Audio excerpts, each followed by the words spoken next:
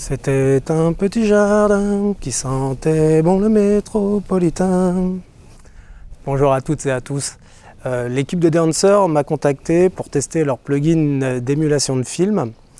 J'avoue que ça m'a séduit parce que c'est le genre d'outil moi qui me donne envie de tourner des vidéos, de prendre des photos. Ça rajoute vraiment de la vie dans nos images numériques. Pourquoi je vous parle de photos et de vidéos ? Parce que ce plugin peut fonctionner autant dans les logiciels de montage que dans les logiciels de retouche photo. En vidéo, donc c'est Adobe Premiere Pro, After Effects, Final Cut, Resolve. Et en photo, il marche sur Photoshop, il marche sur Lightroom, Capture One, et il y a même une appli qui tourne sur les téléphones Apple qui vous permet d'utiliser ces outils. Alors je trouve que c'est les premiers points forts moi, de Dancer parce que une fois qu'on sait utiliser leurs outils, on peut s'en servir en photo comme en vidéo. Je pense à ça parce qu'en fait, je pense au concurrent qui est Filmbox, mais lui, il ne tourne que sur Resolve et il est beaucoup plus onéreux. On verra ça quand on ira voir la partie des tarifs. Comment je vais organiser ce test ? J'ai eu tout de suite envie en fait, de le tester sur Resolve et Premiere pour voir si l'interface c'est la même, pour voir s'il est aussi réactif sur l'un comme sur l'autre, pour voir les temps de rendu, parce qu'on verra que ce petit plugin est super, mais il demande un peu de ressources. On verra bien entendu Photoshop aussi, si jamais ça change d'interface. On va rester dans un univers Rec 709 dans tout ce qui est montage vidéo, parce qu'on ne va pas compliquer les choses et que la plupart du temps, à 99%, on va livrer en Rec 709. Je ferai une petite partie aussi où on va se concentrer sur l'export quand on a fini de faire tout le grading de nos vidéos. Vraiment être très méticuleux sur l'export avant que YouTube vienne saccager ce qu'on lui a donné. Et ça se fera avec Shutter Encoder, qui est pour moi le seul moyen que j'ai trouvé efficace pour pouvoir livrer un H264 à YouTube propre et léger. Le deal avec Dancer, c'était simple, ils m'ont dit vous le testez et si vous voyez des améliorations possibles, n'hésitez pas. En contrepartie, moi à ça, j'ai la licence Dancer Pro gratuite à vie. Il y a un code promo 10% pour vous si vous utilisez le code RUD73 et je crois que j'ai une petite contribution aussi au nombre de licences qui sera vendue avec ce code. Écoutez, je vous propose d'y aller tout de suite, c'est parti! Je me suis improvisé ce petit setup pour échapper au studio parisien, pour faire cette revue et puis pour profiter évidemment du printemps. On va aller télécharger la version d'évaluation pour Dancer. Moi j'ai la licence, donc la différence qu'il y a entre la version d'évaluation et celle de une fois qu'on a la licence, c'est qu'il y aura en filigrane une image. Mais en tout cas c'est top, vous pouvez essayer toutes les fonctions du plugin, c'est juste qu'il y aura l'image en filigrane. On va sur le site de Dancer, ok, sur Google j'ai tapé Dancer, je sélectionne pour commencer Resolve, on a voilà Dancer Pro, on se contentera uniquement de Dancer Pro, après je sais qu'on peut prendre les choses à l'unité, moi ce qui m'intéresse c'est de downloader la version Pro, voilà. On a une version sur Windows pour moi, puisque j'ai un petit portable qui fera l'affaire, puisqu'il a une carte graphique Nvidia 4090, donc ça va le faire. On download and try version Windows, ok. Ensuite, on fait la même chose pour After Effects et Premiere. Bon, c'est le même plugin qui marche sur les deux logiciels, ça c'est un classique chez Adobe. Donc download and try, on a toujours sur Windows, bon, voilà. On fait la même chose pour Photoshop. Ici, ok, on choisit Windows, Download and Try. Alors, qu'est-ce qui se passe dans ces fichiers qu'on a téléchargés ? On va regarder ça tout de suite. Comme je vous disais, voilà, il y a deux fichiers exécutables pour l'installation de Dancer, par exemple, sur Premiere, mais ça sera pareil pour Resolve. L'extension Pencil, c'est pour ceux qui se servent de carte graphique AMD, comme je l'ai dit tout à l'heure. Et puis CUDA, c'est pour les cartes graphiques Nvidia. Donc vous ne vous trompez pas à ce moment-là. Ok, on regarde dans Resolve. Ok, c'est la même chose. Et maintenant, dans Photoshop, ce qu'il y a... alors là, il y a un exécutable qui installe sur Lightroom et l'autre exécutable qui installe sur Photoshop. Voilà. Maintenant, on va aller faire le tour sur Premiere pour voir les outils de Dancer. Alors, dans Premiere, Je vous ai concocté une petite séquence avec 3 bouts de rush issus d'une fiction. C'est des rushs qui ont été tournés en Sony FS7, S-Log 3, S-Gamut Cine 3. C'est du 50p 40 96 21 60, donc du coup c'est du DCI. La première chose qu'on va faire, on va checker donc la séquence, réglage de la séquence. Moi j'ai pour habitude de travailler en DNxHR 4K et surtout dans les prévisualisations vidéo. J'aime bien en fait faire les rendus au fur et à mesure, c'est comme si c'était mes masters. Parce qu'une fois que les rendus sont faits comme dans la timeline, quand on fait l'export, il n'y a plus rien à calculer, c'est déjà calculé. Donc pour moi, c'est comme ça que je fonctionne, c'est parfait. Il faut bien faire attention de sélectionner le HQX pour être en 10 bits. Là, ici, je sélectionne le HR pour haute résolution. OK, je mets tout à fond. Résolution max, qualité du rendu maximum. Voilà, je mets tout à fond ici. Pareil ici, dans la qualité de lecture, j'aime bien avoir la qualité de lecture élevée aussi. Je mets tout à fond pour avoir tout de suite l'image telle qu'elle sera lorsque ça sera rendu. On va maintenant checker aussi quand même les paramètres du projet pour vous dire entièrement tous mes réglages. Réglage du projet, généralité. Donc OK, j'ai bien une accélération GPU, bon, parce que ça c'est ma carte graphique NVIDIA. Les couleurs, c'est bien. Alors là, ici, on va se mettre en diffusion. C'est le gamma 2.4. Je retire la gestion des couleurs pour les médias. Ça, c'est pour éviter que Adobe fasse le transfert S-Log à Rec 709 parce que moi, je préfère le faire avec mes luttes. Donc là, ça, c'est pour rester dans un format Rec 709. Donc je fais OK. Et d'ailleurs, vu qu'on est là, je vérifie aussi toujours mes rushs. Par la suite, je les sélectionne, clic droit, modifier et je regarde la couleur et je vérifie bien que l'espace colorimétrique c'est du Rec 709. Parce que des fois, même quand on lui dit de ne pas interpréter les rushs, il arrive quand même à les interpréter. Donc vraiment méfiez-vous de ça. Donc là, voilà, on sait qu'on est en Rec 709, c'est parfait. Donc on va quand même regarder un coup à quoi ça ressemble, tout ça. On va appuyer un petit coup là-dessus pour le voir en grand. Alors là, ça saccade parce que vous allez voir que ça demande quand même pas mal de ressources à l'ordinateur, même s'il y a une 4090.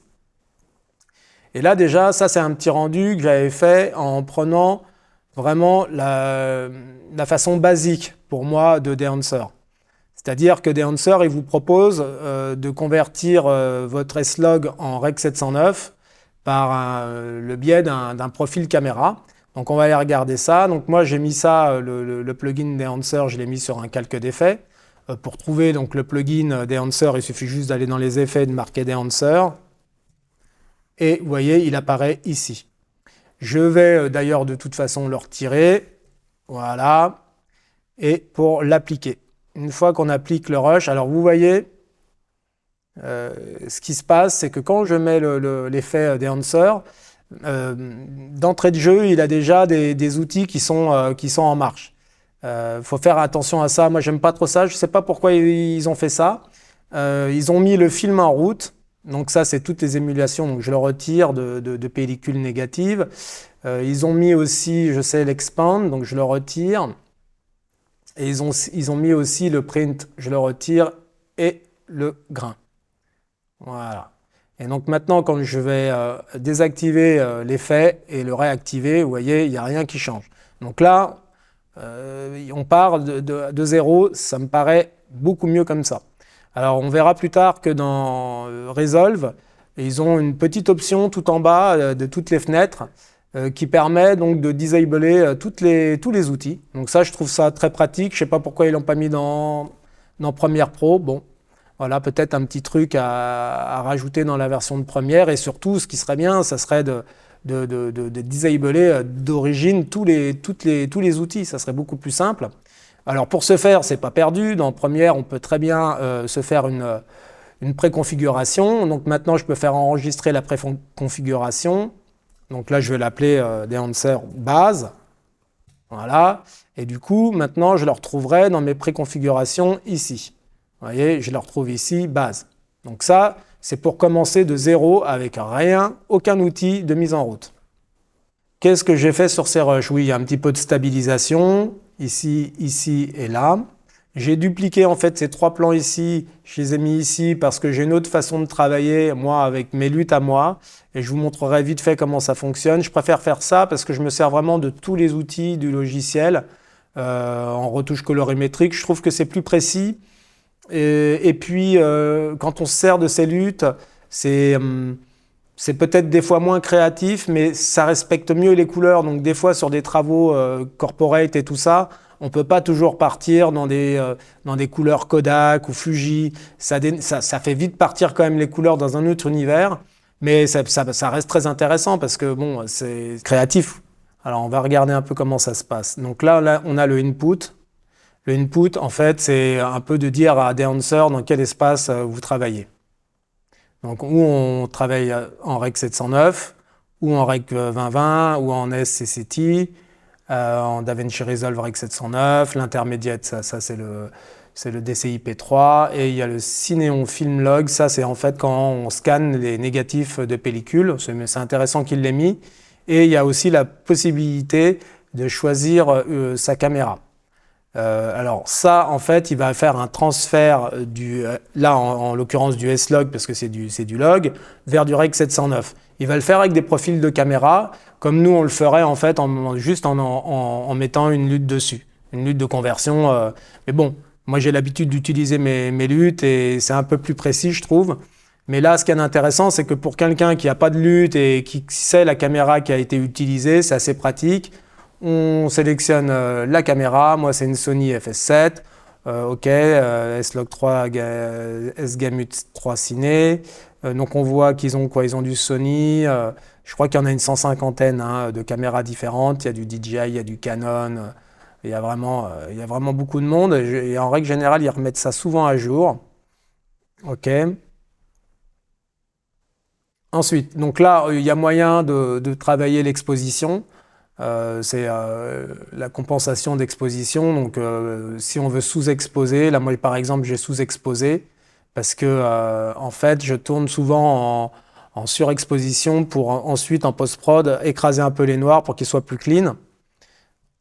Ensuite, on a le moyen de contrôler la température. Hein, c'est vraiment comme si on était dans notre outil classique d'étalonnage, mais dans le banc de montage et non pas dans des Dancer. Il y a la teinte, c'est pareil. Alors le defringe, ça par contre, c'est pour retirer les aberrations chromatiques.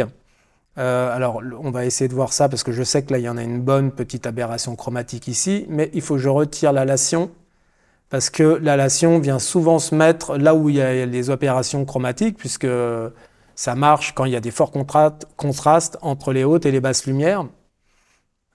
Donc du coup maintenant si je le désactive, vous voyez, voilà. Donc là on voit très bien les aberrations chromatiques, là ici. Si je le mets en route, hop, ça les retire, c'est quand même plus joli. Et je peux remettre par la suite l'halation. Voilà, on verra plus tard. Donc ça sert à ça. L'input. Ensuite le film. Alors ça, c'est les émulations de films qu'ils ont, c'est le négatif. Le négatif, pour le faire passer en positif, on verra qu'il faut remettre un autre négatif par-dessus, et c'est là que ça nous donnera le positif. Alors là, ici, les plus connus, c'est les Kodak Vision 3. Il y a du 50D, du 500T. Alors simplement, le 500, c'est la sensibilité de la pellicule. Vous voyez ça comme l'ISO. Le T, ça veut dire tungstène. Donc tungstène, ça veut dire c'est une lumière d'intérieur. Le D, c'est pour le 50D, pareil, 50 d'ISO. Et D, c'est daylight. Donc c'est pour la lumière d'extérieur. Donc là, moi, j'ai mis un Kodak Vision 3. Ici, le push and pull, ça permet de sous-exposer ou de surexposer de 2 diaphes. Hein. Ici, on a de 2 diaphes par ici et 2 diaphes par là. Ça dépend un peu des profils d'émulsion. Ça va vraiment varier en fonction des profils qu'on met dedans, si c'est le Kodak ou le Fuji ou quoi ou qu'est-ce. Ce qu'il faut comprendre là-dedans, c'est que quand on sous-expose, ça ramène en fait plus de contraste et plus de saturation. Et l'inverse dans l'autre sens. Voilà. Ensuite, je vais dans le film développeur. Le film développeur, ça va nous permettre, comme dans notre travail de roue chromatique, là c'est juste qu'on va pouvoir travailler le contraste, le gamma correction, donc c'est les médiums, Ensuite, color séparation, ça j'ai remarqué que souvent, ça attaquait la saturation, mais la plus présente. Donc dès que vous aurez une saturation très présente, c'est ça qui va aller attaquer en le baissant, comme ça, quand vous le mettrez à 0. Le color boost, c'est pour booster les couleurs. Ok, les couleurs. Ensuite, alors le film compression, ça c'est un petit outil intéressant. Il n'est pas facile à manier, mais c'est vraiment pas mal. Ça va nous permettre de remodeler notre lumière. Et des fois, ça va donner du contour à des endroits où il n'y en avait plus, dans les hautes lumières, et ça c'est super. Bon, là je m'en suis servi pour pas grand-chose. C'était juste pour ici, pour que la poutre soit un tout petit peu moins, mais là j'en avais pas besoin. Donc là c'est vraiment très très très minime. Hein. En règle générale, j'essaye de trouver le bon white point et je joue entre l'impact et le tonal range. Voilà, c'est comme ça que ça se goupille, ça. L'expand, ça va permettre de placer ces noirs et ces hautes lumières. Donc voilà, donc ça permet de bien caler les noirs et d'augmenter les blancs s'il faut. Bon, bien entendu, ça ramène du contraste, hein, évidemment. Donc je remets ça comme c'était. Le print, là j'avais choisi un Kodak 2383, c'est très classique, hein, mais là dans le print, en fait le print c'est là où on fait passer le négatif en positif, puisqu'on rajoute un négatif. Il n'y a pas beaucoup de solutions, là ici on choisit ou le Fuji, ou le Kodak Endura Glossy Paper, c'est comme si en fait on l'envoyait sur une photo glossy. Si on met le Fuji par exemple, bon bah ça rend la chose un peu plus bleutée. Moi j'aime assez d'ailleurs, moi le Fuji, je suis assez fan. Bon, je laisse mon Kodak. Qu'est-ce qu'on peut travailler? Là, le target white, bon bah ça va nous permettre de travailler un peu la balance des blancs, d'accord. L'exposition, bah, c'est pareil, hein, l'exposition, ça nous permet de retravailler l'exposition sur ce deuxième négatif, hein, qui est le Kodak 2383. Le tonal contraste, ça va nous permettre de retravailler aussi les contrastes. Donc vous voyez, là j'ai mis -3. Si jamais je le remettais à 0, je trouve que ça manque un peu dans les basses lumières, on n'a pas assez d'infos. Donc je trouve que -3 c'était pas mal. Voilà. La color density, c'est pour remettre un peu de densité dans les couleurs. Si on va ici, on va peut-être voir ici par exemple comment ça se passe. Donc là, oui, vous voyez comment ça augmente la densité dans la couleur. Donc là, j'avais mis 25, histoire de rajouter un peu de densité dans la couleur. La saturation, bah ça c'est toute la saturation. OK. Ensuite, le color hid. Alors ça, c'est la petite touche créative à la fin. Ça va nous permettre de retoucher les jaunes ou les bleus, les magentas verts et les cyans raides. Moi, d'habitude, j'aime bien les rajouter un petit coup de cyan en mettant -3,5. Vous allez voir, hein, là je retire et ça me ramène un peu de bleu. Vous voyez le cyan que ça me ramène, moi j'aime bien rajouter un peu là dans les ondes du cyan, je trouve ça assez joli. Alors après il y a une autre partie, c'est Shadow Tone, Mid Tone et Highlight Tone. C'est juste comme dans nos roues chromatiques, ça nous permet de réchauffer ou de refroidir les basses lumières, les moyennes et les hautes lumières. Donc bon bah voilà, hein, si jamais je veux refroidir les basses lumières, si je veux les réchauffer, voilà, c'est pareil pour les Mid-Tone. Voilà, ça nous permet de réchauffer ou de refroidir. Bon, moi là-dessus, c'est pas quelque chose que j'utilise souvent. J'ai juste rajouté là ici un peu de chaleur dans les mid-tones, mais c'est vraiment très dans les hautes lumières, mais c'est vraiment très léger. J'aurais pu m'en passer. C'est pas quelque chose que j'utilise énormément. Ensuite, on a le film grain. Alors le film grain, il est beau leur grain quand même, faut le reconnaître. Moi j'aime beaucoup, c'est un des meilleurs émulateurs de grain que j'ai rencontré. Comment ça fonctionne le film grain? Bah, déjà, ce qu'il y a de super, c'est qu'on peut choisir des presets. On peut partir sur du grain du 8 mm au 16, au 35 et au 65. Le 35 marche assez bien. Moi, j'oscille entre le 35, 250 et le 65. Bon, alors ce qu'il faut comprendre avec les ISO, c'est la sensibilité. Plus on a un ISO bas, moins il y aura de grain. Enfin, moi, c'est comme ça que je le conçois, je le vois. Alors, imaginons... alors, par contre, moi, ce que j'aime pas trop, c'est le grain dans les hautes lumières. C'est pour ça, là, j'ai choisi l'insize de 12-15. Alors ça correspond au preset du 65 mm. La résolution, j'aime bien quand il la laisse bien à fond. Ensuite, il y a les shadows. Alors, shadow, c'est là où je viens faire mes modifications. Je préfère qu'ils mettent plus de grains dans les ombres, moyennement dans les moyennes et un tout petit peu dans les highlights. Ça, c'est pour la chroma, c'est si on veut un grain qui soit rouge, vert, bleu, ou plutôt qui ne met pas de couleur dans le grain. Moi, je suis pas fan de mettre beaucoup de chroma. Je préfère avoir un grain qui va pas trop dans les couleurs. Alors, on va essayer de le regarder, ce grain, quand même. Mais ici, je pense pas que ça soit la meilleure.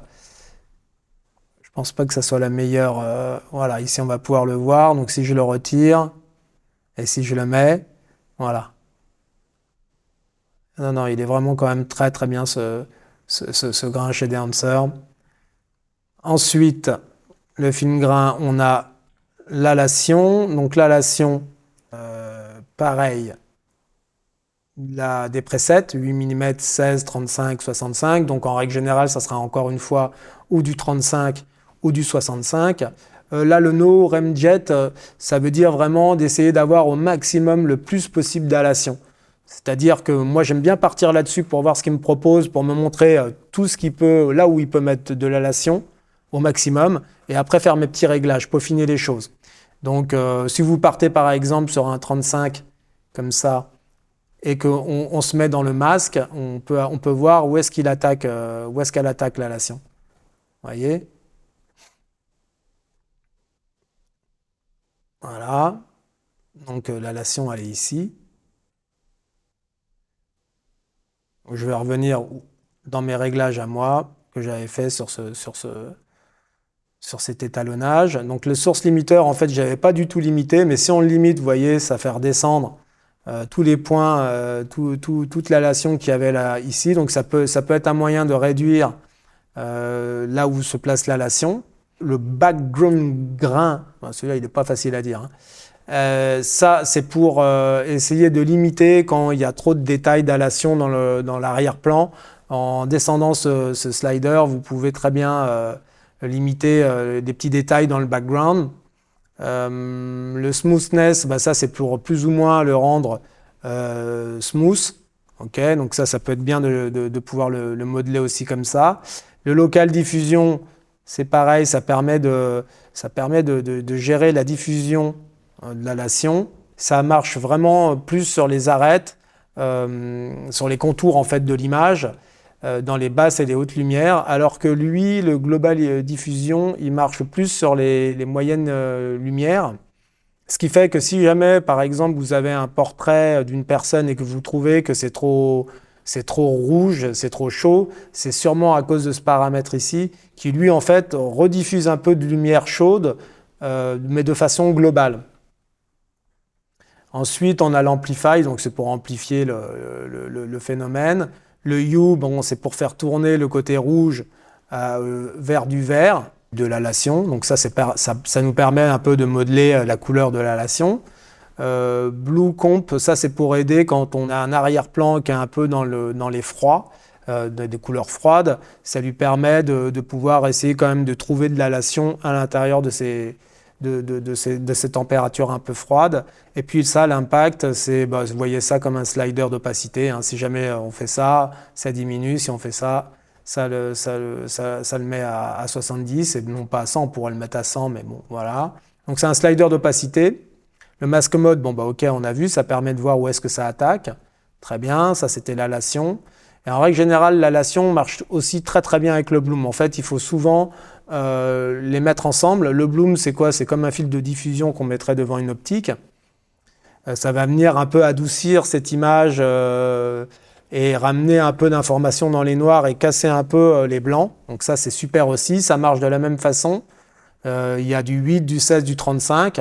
Donc c'est pareil, vous allez souvent vous servir du 35 et du 65. On peut le customiser aussi, ici. Et on peut voir aussi le masque qui nous permet de voir où est-ce qu'il attaque. Je ne vais pas rentrer trop dans les détails parce que sinon ça prendrait beaucoup de temps, mais le 35 et le 65, ici en règle générale, moi ça marche toujours assez bien, il n'y a pas grand-chose à tweaker là-dessus. Le bloom, le film damage, alors oui, film damage, film breath et get wave et overscan. Ça, c'est des choses que j'utilise vraiment très très peu. C'est vraiment quand on veut avoir un look vintage, qu'on veut qu'il y ait des taches, de la poussière. Par exemple, ça c'est pour le film d'Image. Le film Brace, c'est pour qu'il y ait des variations dans l'exposition et dans la balance des blancs. Donc ça fait comme si le film était projeté sur l'écran et qu'on voit certaines variations de lumière et compagnie. Ils ont même été jusqu'au Get Weave. Alors lui, le Get Weave, c'est carrément le mouvement de la pellicule qui est dans l'entraînement, qui fait bouger un peu la pellicule, qui donne une sensation de mouvement dans la pellicule. Ah non, ils ont vraiment été jusqu'au bout. Puis il y a aussi les perforations. Ici, les perforations de la pellicule. Alors on peut les mettre en route, hein, si vous voulez. On va y regarder ça comme ça. Mais bon, là ici, c'est les perforations. Le Get Wave. On va perforation Get Wave. Voilà, donc ça va le faire un peu bouger. Voilà, il y aura des petits mouvements. Le film Brace, ça va faire bouger l'expo et compagnie. On peut le voir en bas ici, là, si on regarde la waveform, ça va venir faire bouger un peu tout ça, vous voyez. Et le film d'Image, évidemment, ça va venir mettre des petites...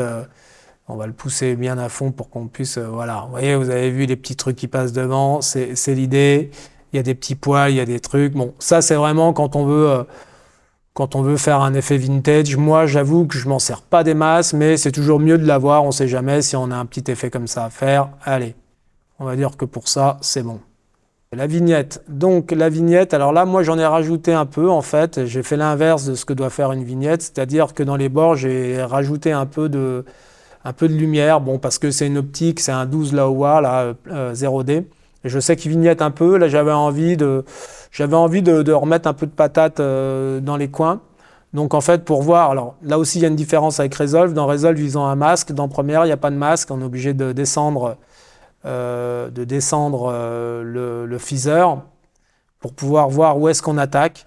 Vous voyez, donc je suis obligé de vraiment pousser l'exposition pour voir et de descendre le phaser parce que si je le remets comme ça, on voit plus trop bien, quoi. Donc ça fait le dégradé. Donc bon, voilà, moi ça m'a permis là de pouvoir choisir l'aspect ratio. On choisit l'aspect ratio, on choisit où est-ce qu'on veut le passer sur les X, sur les Y. Voilà, bon, ça c'est pas mal. C'est bien de l'avoir dans l'outil. Why not? Ça, c'est pas mal. Voilà, je reviens. Dans le moniteur, qu'est-ce qu'on a? On a les false colors, donc ça c'est pour voir l'exposition, pour la contrôler, comme si on avait l'outil false color. Voilà. Le clipping, alors ça, le clipping, c'est pas mal parce que ça vous donne des infos pour savoir si on a clippé les noirs ou les blancs. Donc là, je vais aller me servir, tiens, on va aller se servir de l'expand pour voir ce que ça donne. Donc voilà, là, ça veut dire que je clippe les noirs. Et ça veut dire que les rouges, ça veut dire que je clippe les hautes lumières. Voilà, ça fonctionne comme ça. Donc c'est bien d'avoir un retour comme ça, c'est pas mal. Faut pas oublier de le désactiver. Dans le output, faut juste voir ça comme pareil, un slider d'opacité. Le LUT Generator. Alors le LUT Generator, ça sert à quoi? Ça sert à quand on prévoit des tournages, on tourne avant, on vient faire un peu d'étalonnage sur donc des answers. Et puis on a la possibilité d'exporter la LUT pour une fois qu'on retourne tourner, on se rend compte vraiment de ce que ça donnera avec l'étalonnage qu'on a envie d'apporter à ces rushs. Faut pas rêver, hein, il n'y aura pas le bloom, il n'y aura pas l'halation, il n'y aura pas le grain, c'est juste des modifications de couleurs qu'on aura fait dans des answers. Et ensuite, voilà, après, on a la devise ce qui est utilisé. Une NVIDIA, bon, j'ai pas le choix. Et le check profil, alors le check profil, alors il y a la licence info, c'est pour voir les infos de licence. Et après, il y a le check profil. Ça, c'est pour mettre à jour votre base de données de profil de caméra, d'émulation de film. Alors là, on peut voir quand même qu'il y a 63 émulations de films différentes. Ça, c'est les négatifs. Qu'il y a 157 profils de caméra qu'on peut sélectionner et les prints, le fameux Fuji et le Kodak 2383 qui sont proposés. OK, voilà. Alors, on va aller regarder quand même plus en détail le rendu. Par exemple, là, ici, j'adore l'effet que ça donne. Voilà, ça, c'est l'halation. Vous voyez, l'halation, là, ça rajoute juste sur la roue ici, comme ça, associé au bloom. C'est excellent. Vous voyez hein, comment ça me donne une petite diffusion. On va passer sur ce plan-là ici. On va regarder par exemple si je sélectionne le calque d'effet. On va aller voir ce que donne le grain. J'adore, hein. Déjà d'ici je vois que le grain il est bien. Film grain. Voilà, si je retire, ça donne ça. J'avance un petit peu dans le rush.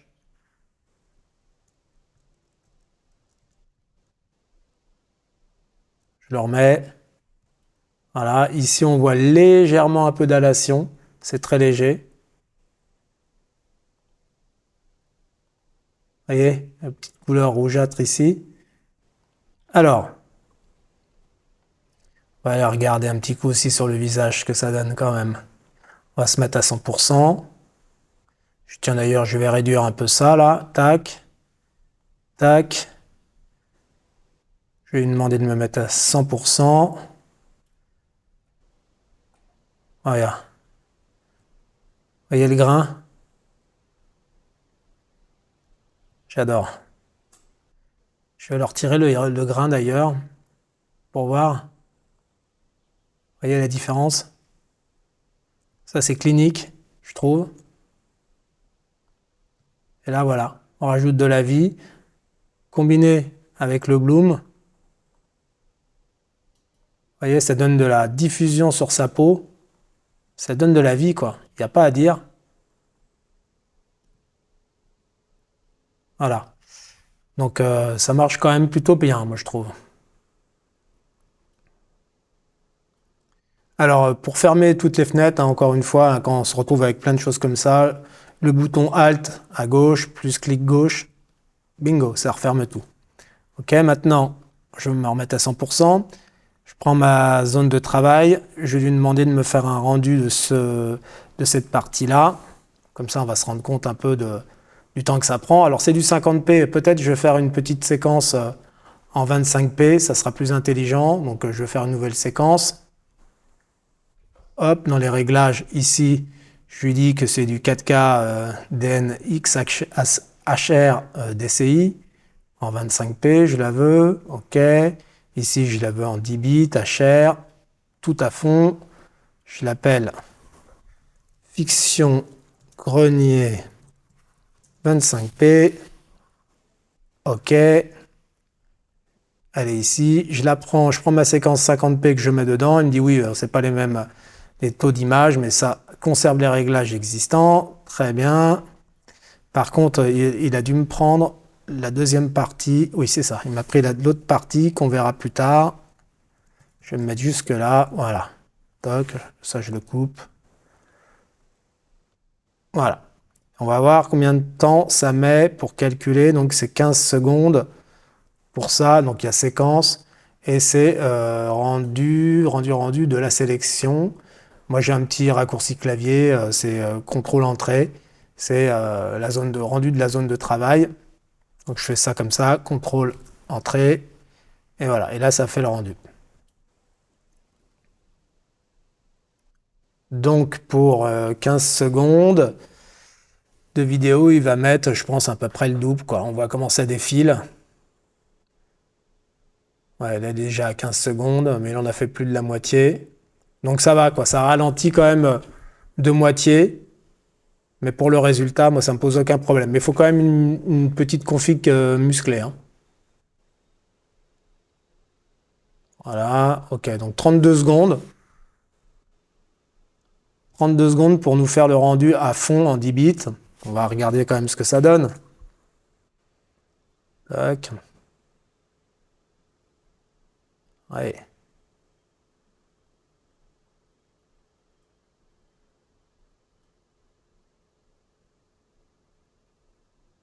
Très bien. Je reviens là. Ok. Alors vous allez voir que maintenant, une fois que j'ai fait mon rendu de timeline, ça prend aucun temps de l'exporter. Ça, c'est l'avantage, vraiment. Une fois que je suis là, donc je lui dis de faire correspondre le réglage avec la prévisualisation. OK, donc je vérifie quand même bien, oui, c'est du 10 bits. Très bien. Je vais lui dire de m'exporter ça. Et là, normalement, ça devrait prendre aucun temps. La preuve, ça réécrit juste sur le SSD, le fichier est prêt. La plupart du temps, ce que font les gens, ils font exporter. Donc, ils vont sur faire correspondre quand même pour ne pas se faire avoir. Ici, ils mettent H264. Et on est bien en high bitrate. Donc voilà. Ce qu'on peut peut-être lui demander, c'est d'utiliser les prévisualisations. Mais on va se rendre compte. Je vais mettre H264. On va se rendre compte qu'il recalcule quand même. Export. Il recalcule. Donc moi, j'aime bien travailler comme ça. Vraiment, au fur et à mesure, je calcule ma timeline et comme ça, à l'export, on n'attend pas. Et en plus, quand on est dans le banc de montage, c'est vraiment très fluide, quoi. C'est du temps réel. Ensuite, je vais venir importer les deux vidéos et puis les comparer.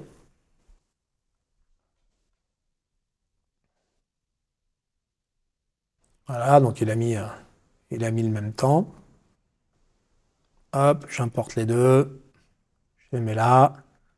Je n'ai pas besoin du son. Je les mets l'une par-dessus l'autre. Voilà, donc on a bien toute notre séquence. Ok, parfait. Donc si on se met ici, par exemple, et qu'on vérifie le grain, vous voyez, il y a cette version, elle est déjà abîmée. Je ne me trompe pas, hein. C'est le H264 qui est en premier. Vous voyez? Donc pour moi, la solution idéale, c'est pas ça, parce que YouTube, il va déjà s'en occuper. Donc le mieux pour ça, c'est de prendre Shutter Encoder. On prend le fichier MXF, donc le master. On vient le mettre dedans. On lui dit, tu me fais un H264. Ensuite, on vient juste lui mettre en sécu. En 23, j'oscille moi entre 23 et 21 ici, pour du 4K. Mais surtout, dans les fonctionnalités avancées, on peut lui dire de faire attention au grain et d'activer un démarrage rapide. C'est tout ce qu'on a à faire. Et maintenant, on lance le rendu. Alors le problème de Shutter Encoder, même s'il est très très bien, c'est qu'il marche uniquement avec le CPU. Il n'y a pas de carte graphique. Et c'est le seul moyen que j'ai trouvé pour que vraiment le grain ne soit pas saccagé avant de l'envoyer sur YouTube ou Vimeo. En sachant que Vimeo, lui, va respecter beaucoup plus nos images. Voilà. Je retourne donc sur notre première. Je vais importer le petit fichier. Il est ici. Je le mets par-dessus. Regardez. Ça, je suis sûr que c'est le fichier qui est encodé par Shutter Encoder. Et ça, c'est celui qui est encodé en H264 dans Premiere. Dans Resolve, c'est exactement le même problème, hein. Voilà. Donc là, déjà, ça, il faut le faire proprement. Et après, on envoie ce fichier MP4 à YouTube ou à Vimeo. Et c'est la meilleure façon de respecter au maximum le travail qu'on a fait avec Dehancer. Cette timeline, je vais l'exporter pour que Resolve l'importe. Pour ça, c'est très simple. On va dans Fichier, Exporter. Alors là, on avait les vieilles EDL, les Edit List. Et on a XML Final Cut Pro. Celui-ci marche assez bien. Alors j'avais déjà fait un test avant, donc je vais le sauvegarder de la même façon, fiction grenier. Ok, il existe déjà, 50p, je dis OK. OK. Maintenant, hop, je vais ouvrir Resolve. Voilà, on fait un nouveau projet. On va l'appeler test import fiction grenier. 50p. On fait create. OK. Je me mets dans ma page d'édition. Hop, je fais timeline avec le clic droit au-dessus de Clip Media Pool, ici. Clic droit, import. Hop, Je viens chercher mon fichier XML que j'ai exporté avec Premiere. Voilà, moi ici, tu me mets ça à 0. Voilà, ça, tout bien, ok, il n'y a pas grand-chose à faire ici. Je fais non, voilà, close. Alors, je sélectionne les calques d'effet là qui ne reconnaît pas. Bingo. Faut faire attention en fait, hein, pour que ça marche, il ne faut pas qu'il y ait de précomp dans Premiere. Tout ce qui va être précomposé, c'est mort. Donc, il récupère bien tous mes points d'entrée sortie. C'est parfait. Je me mets dans le color ici. On va commencer à voir. Donc, je vais basculer sur Premiere pour voir, parce que je sais par expérience que chez toutes les caméras ça marche, mais avec la FS7, la Sony FS7, je sais pas pourquoi, mais l'image elle est moins contrastée sur DaVinci Resolve. En Premiere, je vais retirer tous les effets. Donc là, on a vraiment l'image de base, logiquement, si ce n'est qu'il y a la stabilisation, donc que je vais quand même retirer. Donc là, ici, on est à 55 et à 10. Ici, on touche presque les 60 et on est à 0. Je vais retirer quand même le vector scope. Là, on voit bien. Hein. Donc, pour pallier à ça, je vais juste faire un Shift S pour avoir un autre node. Je me mets ici dans les roues et je redescends un peu le signal pour l'avoir à peu près au même endroit, moins 0,3, et je rajoute du gain pour aller vers les 55. Est-ce que là on est bon? Ici je suis à peu près par là. Ok, et ici, ouais, ça c'est pas mal. Voilà. Donc là, j'ai à peu près le même fichier de départ qui est bon. On va aller vérifier quand même le color management de DaVinci Resolve.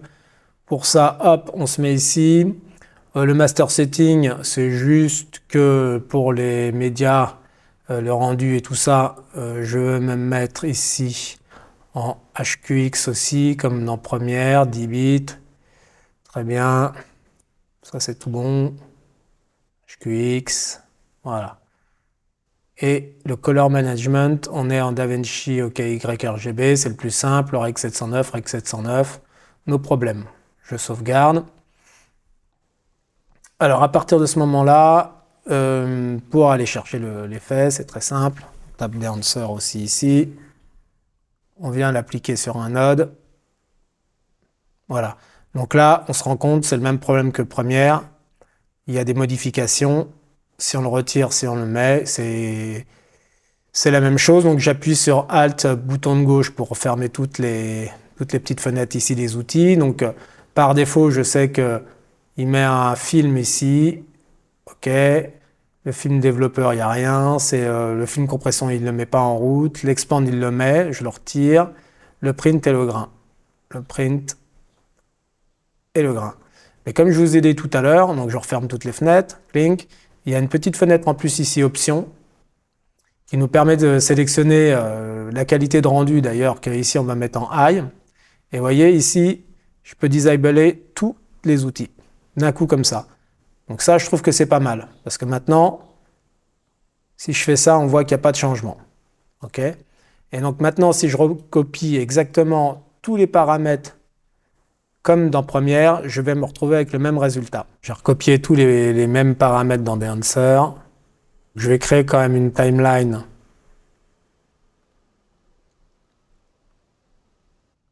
On va lui dire, ce coup-ci, en 25p. OK. Je prends ma timeline ici, en 50p que je mets dedans. Et là, normalement, c'est tous les 25. OK. Ça dure 15 secondes, c'est bien ça. Donc là, je vais mettre un petit chronomètre maintenant. Ici, hop, je lui dis de me faire les rendus et je lance. On va comparer avec Premiere, hein, qui avait mis 32 secondes. OK.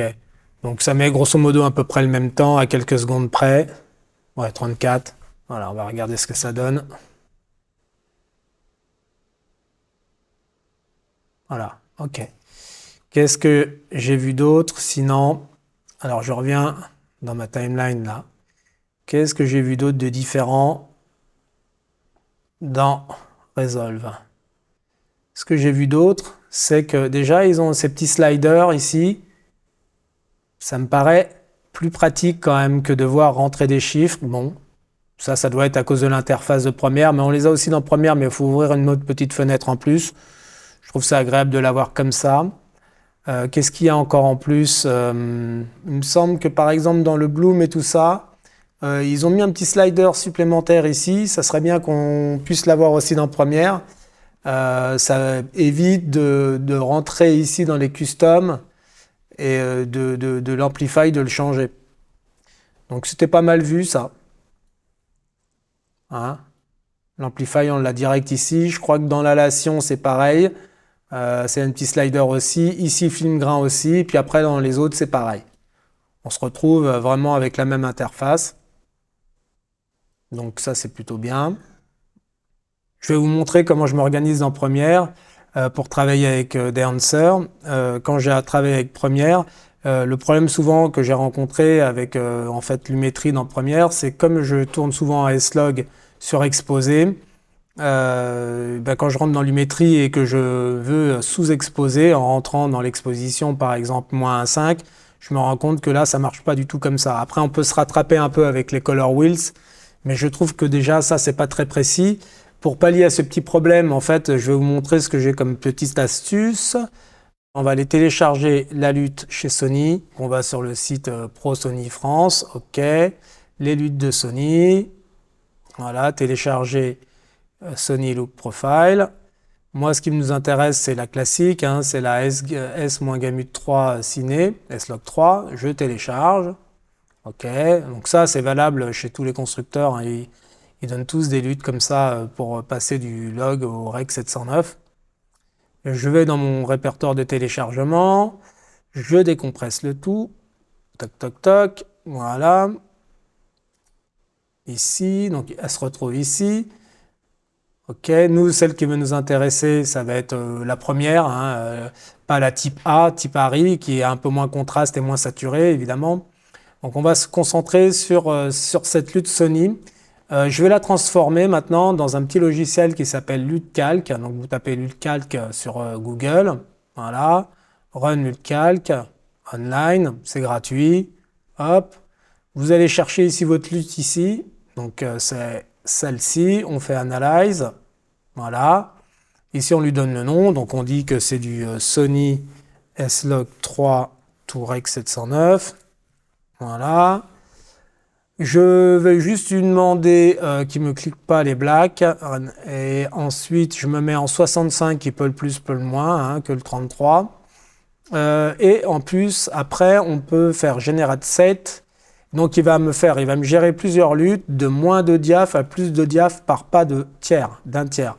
Donc voilà, on a juste appuyé sur OK. Bram, mets tout ça dans mon répertoire de téléchargement. Je prends toutes les petites luttes qu'il a fait, vous voyez, natives, donc ça c'est quand c'est à 0, plus 33, moins 33, 67, moins, bon voilà, donc il a fait par pas de 3.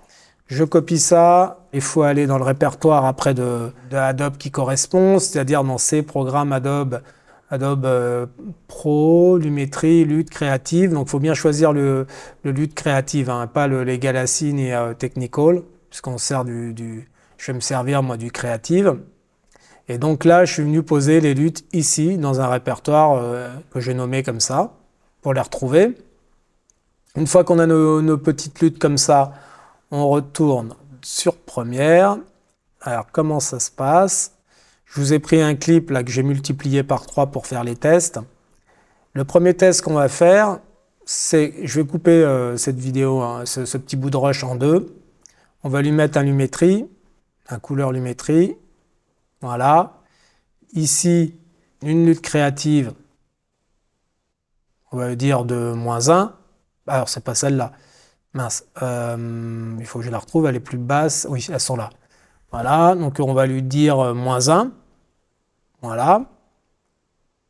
Ici, je vais faire exactement la même chose avec un Lumetri.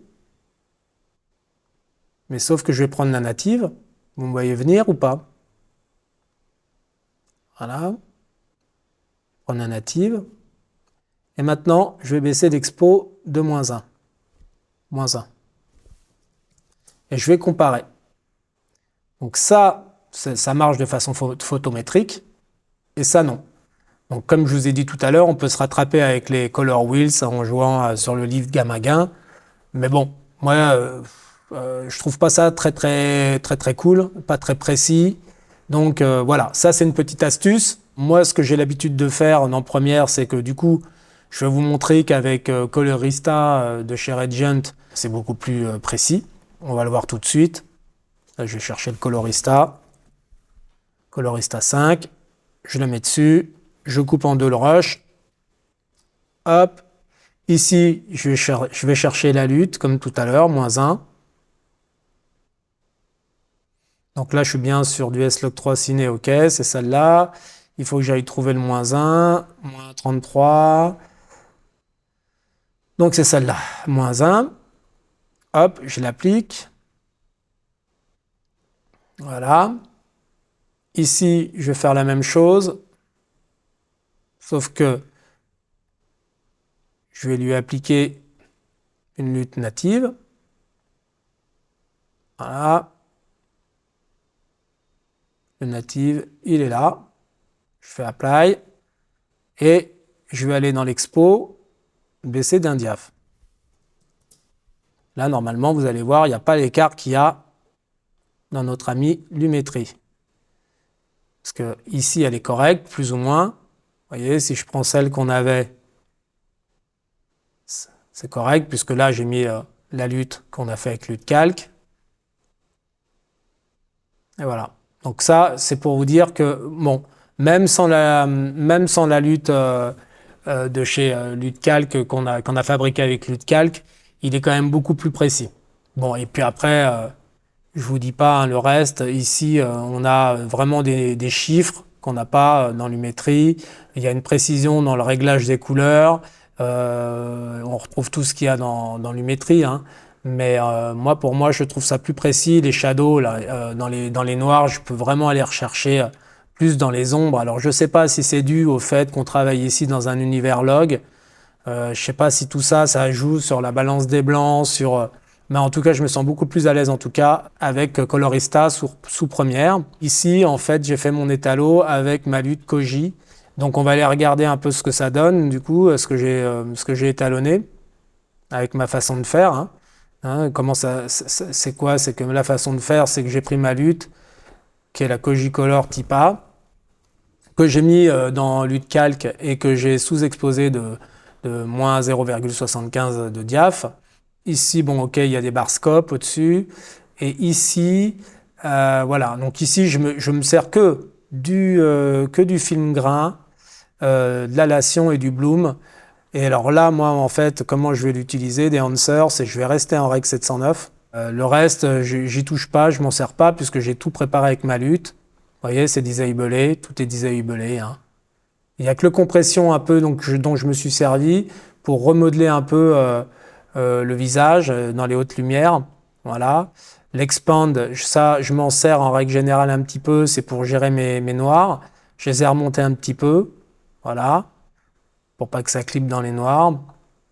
Le print, alors ça oui je m'en sers, je me mets en Kodak en Dura Glossy Paper, ça me permet de rejouer sur la tonalité contraste, ça me ramène en fait de la couleur et du contraste avec cet outil-là là, qui est vraiment bien, dont je me sers bien. Donc si je le retire, vous voyez, hop, là ça me ramène bien du contraste et de la saturation. Dans le Color Aid, là je m'en suis pas servi du tout. Et le film grain, bien sûr, j'ai fait mon custom comme d'hab. Ça ressemble un peu ça aurait pu ressembler à un film grain de 65-250 ou un 35-250. Le seul truc, c'est que moi j'ai réglé mes shadows, plus de grains dans les shadows, un peu moins dans les mid-tones et encore un peu moins dans les highlights. Le chroma du grain, au gros max, je suis à 40-50, mais j'aime pas trop avoir de couleur dans le grain. Ok, l'halation. Bah là, il ne doit pas y en avoir beaucoup. On va vérifier ça. Oui, il y en a juste un tout chouille ici, comme ça, autour de l'épaule. Mais bon, voilà, ici, j'en avais pas trop besoin. Du coup, si je retire le déhancer, ça donne ça et ça. Hop, on regarde en gros. Voilà. Donc ça, c'est sans le déhancer, et ça, c'est avec le déhancer. Voyez? Donc moi, j'adore le grain, c'est un beau petit grain. J'aime bien le côté diffusion, j'aime bien un peu le remodeling du film compression. Voilà, et si je le joue, ça donne tout ça. Donc après, ça c'est la suite que j'ai étalonnée aussi, de la même façon. Voilà. Donc on va se le refaire un petit coup en grand. Voilà, donc le grain du début. Voilà, et voilà. Donc ça, c'est pour vous montrer un peu moi comment je vais utiliser des enhancers dans Premiere. Donc ma lutte, je fais mes réglages dans Colorista.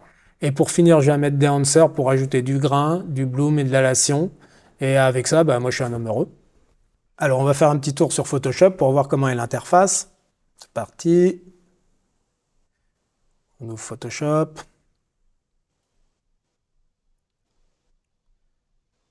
J'ouvre mon image. Alors moi je vais plutôt me servir du plugin Dehancer dans Photoshop pour juste ajouter du grain, du bloom et de l'halation. On a beaucoup d'outils qui sont très précis déjà. J'ai un pipeline, donc pour l'instant, moi je m'en servirai pour ajouter ça parce que c'est vraiment pour moi le côté magique de Dehancer, hein, c'est ce bloom et l'halation. Il y a un truc que j'ai vu par contre, c'est quand on travaille avec des images Adobe RGB, la preview dans Dehancer, elle correspond pas vraiment à l'image qu'on a. Donc la solution que j'ai trouvée, moi, c'est aller dans les éditions, convertir en profil, et donc je passe le Adobe RGB en sRGB. Donc je fais OK. Ensuite, après, je vais chercher le plugin. Voilà. Voilà. Ensuite, donc on a l'interface. Comment ça se compose? On a ici l'œil pour voir donc, les effets. Donc là, on voit le dernier effet dont je me suis servi. On va faire un petit zoom dedans pour voir ce que ça donne. Donc, j'appuie sur la barre d'espace pour que ça marche. Donc ça pourrait être un raccourci clavier qui fonctionne. Ici, ça me remet à 100%. Ça, c'est pas mal. J'aime bien. Okay. Avec le bouton du milieu, je peux me trimballer dans l'image. Ça réagit pas trop mal, hein, en fait. Ici, donc, on a les waveforms. Ça, c'est bien. OK. Ici, bon, on avait déjà, ça montrait les zones de clipping.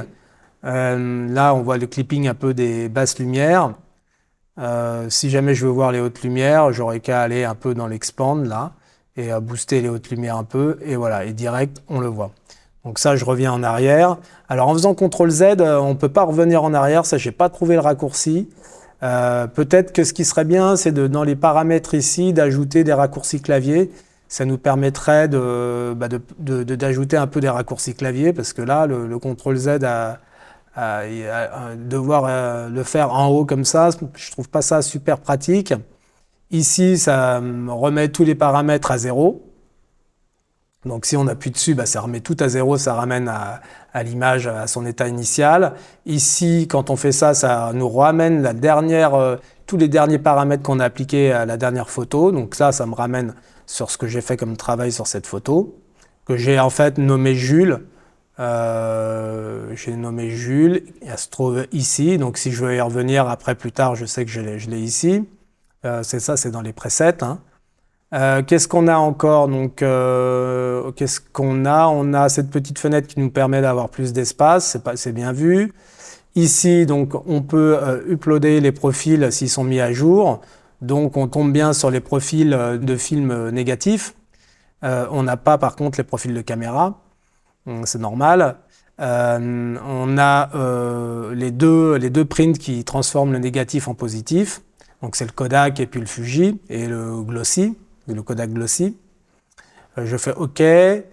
Après, il y a d'autres petits paramètres. On choisit la carte graphique. Donc ça, je pense que c'est assez important pour avoir quelque chose qui fonctionne bien. Là, ça partage la mémoire avec l'ordi plutôt que la carte graphique. Bon, tout ça, c'est des petits paramètres qui me semblent pas bien importants. Alors ensuite, alors là, le bouton Alt plus clic gauche, ça referme pas toutes les fenêtres. C'est dommage, j'aimais bien, ça marche dans Premiere et Resolve. Bon, voilà, ça aurait été bien plutôt que tout refermer comme ça. Donc on retrouve bien alors ici, je vais aller sur les films. parce qu'on était sur les presets ici, c'est les presets que propose Dancer, donc c'est une série de presets qui nous permet rapidement de trouver un look qui nous convient. Ça doit être super pratique par contre sur l'application mobile. Alors je retourne sur film. Il faut enabler l'effet, bien entendu, pour que ça fonctionne. Donc une fois qu'on comprend que les films négatifs sont ici, on comprend que le print il est ici. Donc ça fonctionne comme ça. Donc là c'est un peu séparé, ils ont séparé les deux. Bon, c'est pas grave, faut un peu s'y faire. Par contre, dans la source, j'aurais bien voulu voir justement une possibilité de changer de color space du genre Adobe RGB, quoi, de pas avoir à convertir ma photo. Moi, qu'est-ce que j'ai fait ici? J'ai travaillé surtout sur le film développeur. J'ai un peu bossé avec. Hein, j'ai mis juste un peu moins de contraste. Ici, dans le film compression, ça m'a permis de récupérer un tout petit peu de modeling ici et à abaisser un peu le spéculaire ici. Donc si je le retire, bah, vous voyez, hein, donc ça me récupère des infos quand même, ça me remodèle un tout petit peu quand même dans les hautes lumières et c'est ce que je cherche à faire. Donc ça, le film compression, c'est vrai que c'est un outil qui vaut le coup, hein. Faut vraiment l'appréhender. Il n'est pas évident, mais c'est vraiment pas mal foutu. Qu'est-ce que j'ai mis? Un expand. Bon, bah ça, c'était pour gagner un peu en contraste dans les blancs, dans les noirs, j'ai rien touché. Dans le print, j'ai mis quoi? J'ai mis juste le Kodak Endura Glossy Paper. Voilà, donc j'ai juste réduit un peu la saturation parce que une fois qu'on met un peu de tonal contraste, ça a tendance quand même pas mal à ramener pas mal de couleurs. Donc la solution, c'est de baisser un petit peu la saturation ici. Et j'ai baissé aussi d'ailleurs un peu la color density. Qu'est-ce qu'il y a? Il y a évidemment le film grain. Dans le film grain, qu'est-ce que j'ai mis? J'ai fait un classique. C'est-à-dire j'ai mis plus de grains dans les ombres que dans les hautes lumières. Et le color, j'ai pas envie que le grain soit trop coloré RVB, je préfère qu'il soit un peu moins. Donc je le laisse à 45 vraiment maxi. Le color head, j'ai pas eu besoin de trop y toucher, j'ai pas envie de rajouter du cyan ou de rajouter de la chaleur ou du froid dans les ombres. De toute façon, tous ces réglages, je les ai faits déjà avant. Hein, c'est pour ça que vraiment, moi, pour l'instant, c'est vraiment ce qui m'intéresse, c'est vraiment le grain, l'halation et le bloom. Et moi, je trouve que ça ramène vraiment beaucoup de vie dans l'image. Le petit grain qui est beau, le bloom sur la peau, c'est superbe. Donc, ça marche exactement pareil, hein, l'halation. Si on y va dessus, on peut voir le masque. On voit, alors là, j'ai le clipping qui est mis en route, donc il faut le retirer, mais voilà. Donc là, on voit vraiment où l'halation va fonctionner. Donc on voit bien le local et le global, en fait, on le perçoit un tout petit peu. Voilà. Donc là, il faut se méfier vraiment sur le global diffusion, toujours, hein, que ça ne vous ramène pas trop de chaleur sur les peaux. Moi, des fois, je trouve ça un peu too much. Et puis, donc, ça serait bien que je retire le masque quand même. Voilà. Et le bloom, bon, en règle générale, moi, le bloom en 65 mm ou en 35, je passe toujours de l'un à l'autre. J'ai pas beaucoup de réglages, mais c'est pareil, hein, on peut le custom, on peut voir là où il tape, donc on voit que ça tape un peu ici sur le bouton. Voilà. Mais bon, moi, en règle générale, alors je reviens en arrière, j'aime bien le 65 ou le 35. Voilà. Alors après, les films d'image, c'est pareil, hein, ça va rajouter des scratchs, de la poussière. Par contre, on n'aura pas tous ces effets de wave et de get wave parce que y a pas de mouvement, donc ça sert à rien, c'est figé. L'overscan, c'est pareil, c'est pour mettre faire comme si c'était une pellicule et qu'on voyait la pellicule avec les trous, les engrenages. Et on a la vignette. La vignette, je trouve que c'est dommage qu'on n'ait pas, comme dans Resolve, le masque. Donc là, on est obligé d'enlever le phaser pour voir où est-ce qu'elle est. Et en plus, on peut pas la bouger ni à gauche ni à droite. Donc ça serait bien aussi. C'est un petit manque. Si on veut vraiment s'en servir dans Photoshop, c'est bien. Moi, je l'aime bien. En plus, leur vignette, elle est assez jolie. Donc voilà. Après, c'est tout pareil, hein, les films profil, voilà. Donc si jamais j'applique ça ici, voilà, donc je retombe bien sur ce que j'avais avant, donc avant, après.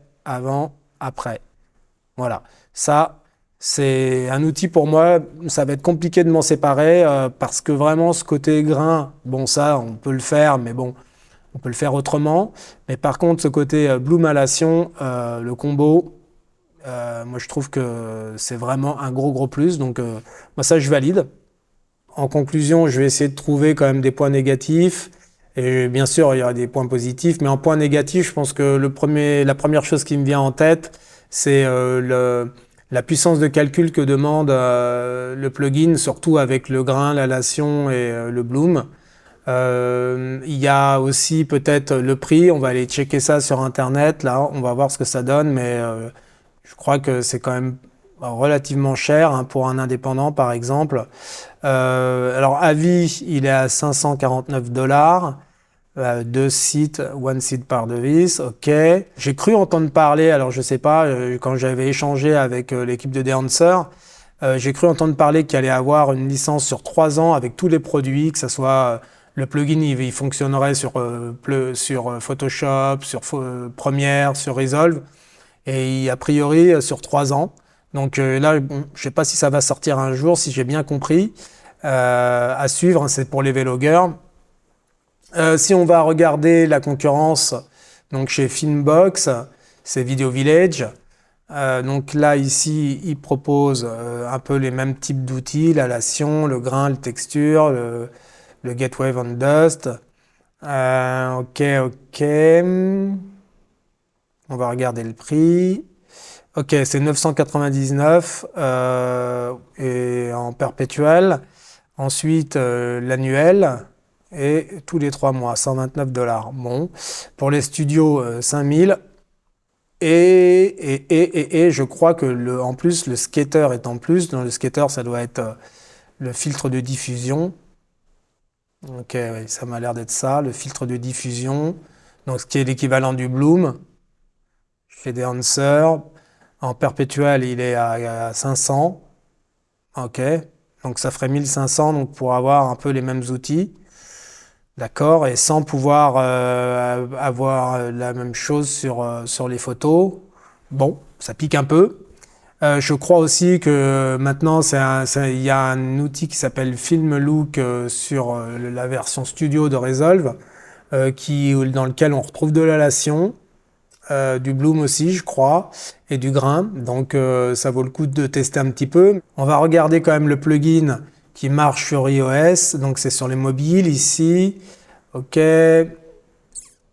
mobile, photo et vidéo editor, ok, vintage look, donc ça doit être ça, sur iPhone. Alors voyons voir, before, after, on va se regarder ça. Imagine there's no need to choose between the convenience of modern technology and... Ok, là ici c'est les émulations de films négatives. Introducing the ultimate cinematic color grading suite. Instantly recreate retro film vibes with handcrafted presets. Choose from over 60 accurate film profiles. Complete the look with... Remettre tous les outils, le tout sur un téléphone. Donc je pense que là, les presets de The ça doit bien le faire sur un petit téléphone pour aller rapidos, trouver la bonne colorimétrie. Ça doit pas être trop mal. J'ai pas vu le prix. Ça doit se retrouver sur l'Apple Store. Si, c'est marqué là. L'année, c'est 90. Le mois, c'est 4,99. Bon, l'avantage vraiment de The c'est ce côté-là. C'est ce côté, on travaille sur toutes les plateformes, sur Mac ou comme Windows, sur DaVinci Resolve, Final Cut, et puis sur Premiere Pro et After Effects. Donc bon, une fois qu'on sait s'en servir, on peut aller sur tout type de logiciels. Donc ça, c'est vraiment leur point fort, moi je trouve. Voilà. Moi, c'est sûr que ça sera mon outil de tous les jours pour amener de la vie dans toutes mes vidéos et dans toutes mes photos.